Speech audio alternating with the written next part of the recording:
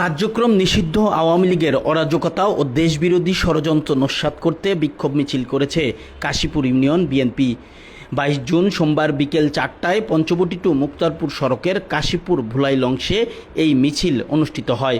ফতুল্লা থানা বিএনপির সভাপতি শহীদুল ইসলাম টিটু, সাধারণ সম্পাদক অ্যাডভোকেট আব্দুল বারী ভূঁইয়া ও সাংগঠনিক সম্পাদক রিয়াদ মোহাম্মদ চৌধুরীর দিক নির্দেশনায় আয়োজিত এই মিছিলের নেতৃত্ব দেন কাশীপুর ইউনিয়ন বিএনপির ভারপ্রাপ্ত সভাপতি নুরুল ইসলাম লাবলু, সাধারণ সম্পাদক আরিফ মণ্ডল ও সহসভাপতি শাহিন কাদের। মিছিলে আওয়ামী লীগের নৈরাজ্য ও অরাজকতার বিরুদ্ধে বিভিন্ন স্লোগান দেয় নেতাকর্মীরা।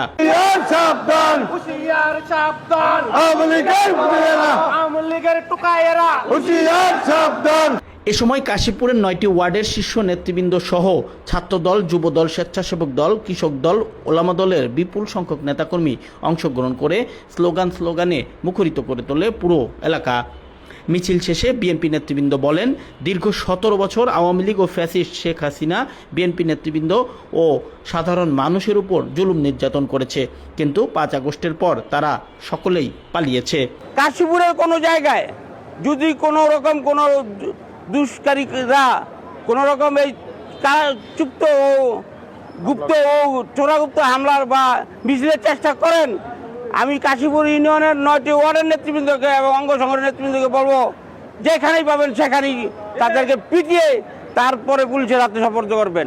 তাদেরকে প্রতিহত করে আপনারা আমাদের কাছে সোপর্দ করবেন, অন্যথায় আইন আছে দেশে, প্রচলিত আইন অনুযায়ী তাদের বিচার হবে।